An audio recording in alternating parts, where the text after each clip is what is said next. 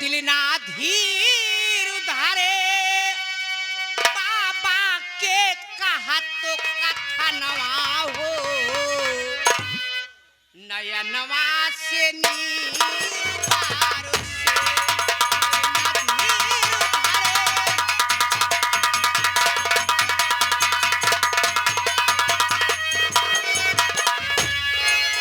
आई हो नीर से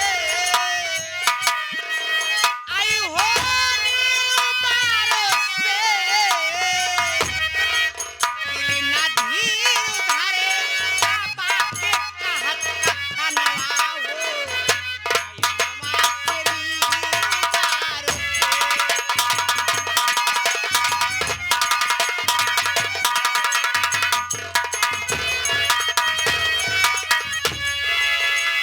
मैडम जी, ये आ गए हमारे तहलका मचा देने वाले हमारे मोगली भाई साहब, चिकन शॉप वाले, जो कि हमारे बड़े भैया को दिए थे 11 रुपया। भैया नाम भूल गए थे। जी वो भैया बैठे हुए, उनका फरमाइश है मैडम जी। का बा मोंगली री माई मोंगली धन्यवाद। ए मैं 1 मिनट रुका रहा तानी की हो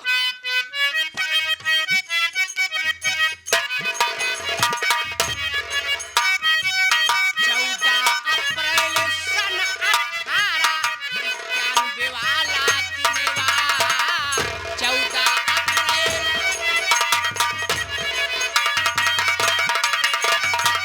91 वाला दिनवा बबुआ 91 वाला दिनवा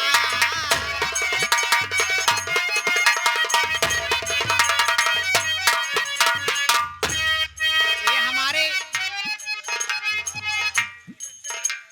जो जो ये साउंड सिस्टम आप सबके बीच में चल रहा है उसके मालिक जान प्रकाश भैया जी,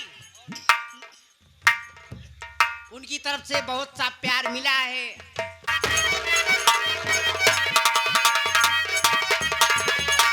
भीमा माई के गोदिया में अरे सुंदर सुघरे ललनेवा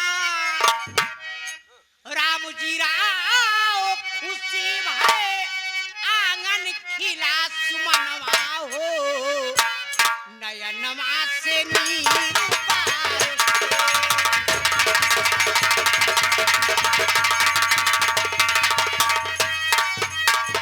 देखा प्रधान जी के कहना बा कि थोड़ा पुराना रतिया डोले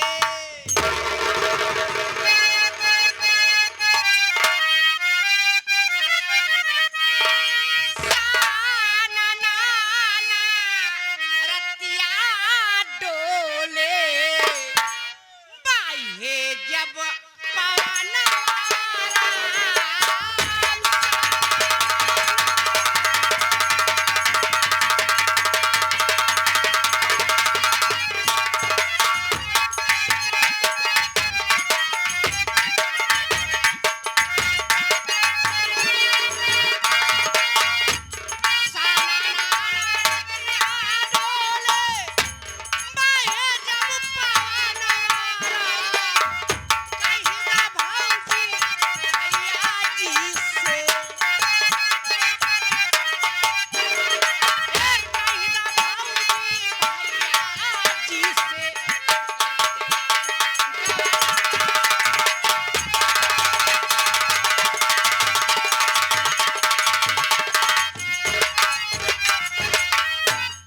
अब आप लोग के सामने लास्ट डांस, लास्ट गीत, उसके बाद हम मुलाकात कराएंगे अपने संगीत की दुनिया से।